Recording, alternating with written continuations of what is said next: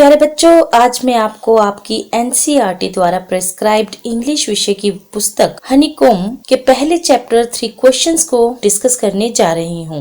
ये कहानी एक राजा के द्वारा पूछे गए 3 प्रश्नों के उत्तर पाने के बारे में है। राजा के द्वारा पूछे गए प्रश्न बहुत ही महत्वपूर्ण है। पहला प्रश्न था, किसी कार्य को आरंभ करने का सही समय क्या है।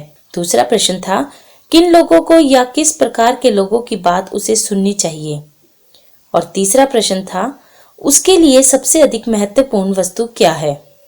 राजा ने सोचा कि यदि वह इन तीनों प्रकार के प्रश्नों के उत्तर प्राप्त कर ले तो वह अपने जीवन में कभी भी असफल नहीं हो पाएगा। इसलिए राजा ने अपने साम्राज्य में संदेशवाहक भेज दिए कि वे उसकी प्रजा को बताए, जो भी राजा के 3 प्रश्नों के उत्तर देने में सफल होगा उसे ढेर सारा धन प्रदान किया जाएगा। बहुत से बुद्धिमान व्यक्ति राज दरबार में आए, परंतु उन सब ने भिन्न भिन्न प्रकार के उत्तर दिए। पहले प्रश्न के उत्तर में कुछ लोगों ने कहा कि राजा को एक टाइम टेबल यानी समय सारणी बना लेनी चाहिए और उसी के अनुसार कठोरता पूर्वक दिनचर्या का पालन करना चाहिए।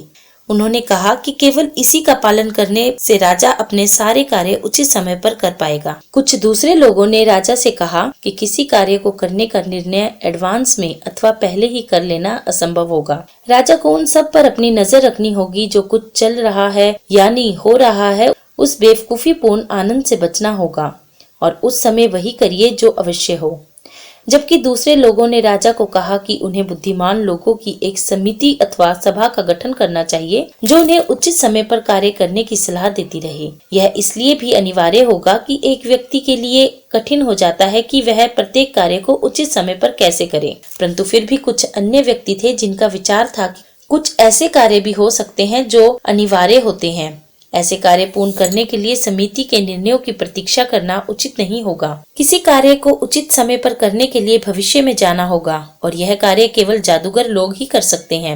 इसलिए राजा को सलाह के लिए जादूगरों के पास जाना होगा। राजा के दूसरे प्रश्न का उत्तर देने के लिए कुछ लोगों ने राजा को बताया कि राजा के लिए सर्वाधिक आवश्यक लोग केवल उसके सलाहकार ही होते हैं, जबकि दूसरों ने सुझाया कि पंडित लोग ही राजा के लिए अति आवश्यक होते हैं। कुछ अन्य लोगों ने कहा कि डॉक्टर तथा सैनिक ही अति आवश्यक होते हैं। राजा के तीसरे प्रश्न के उत्तर में कुछ लोगों ने कहा कि साइंस, कुछों ने कहा लड़ाई और कुछ ऐसे लोग भी थे जिन्होंने कहा कि धार्मिक अनुष्ठान तथा पूजा ही राजा के लिए सर्वोपरि होती है। क्योंकि राजा के प्रश्नों के उत्तर इतने भिन्न थे कि राजा को संतुष्टि नहीं हुई, इसलिए राजा ने किसी को भी इनाम नहीं दिया। इसके अतिरिक्त राजा ने एक खास सन्यासी जिसकी ख्याति दूर दूर तक फैली हुई थी, उसकी राय जानने का निर्णय कर लिया।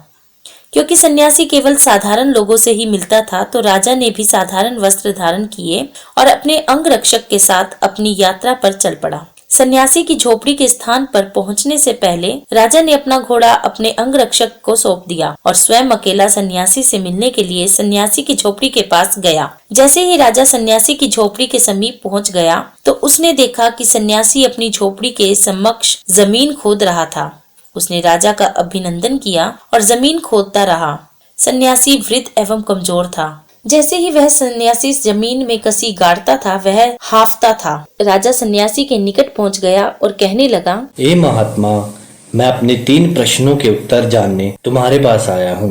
मुझे यह कैसे ज्ञात होगा कि मैं सही समय पर सही कार्य कर रहा हूँ। दूसरा प्रश्न है, वे कौन लोग हैं जिनकी मुझे अति आवश्यकता है।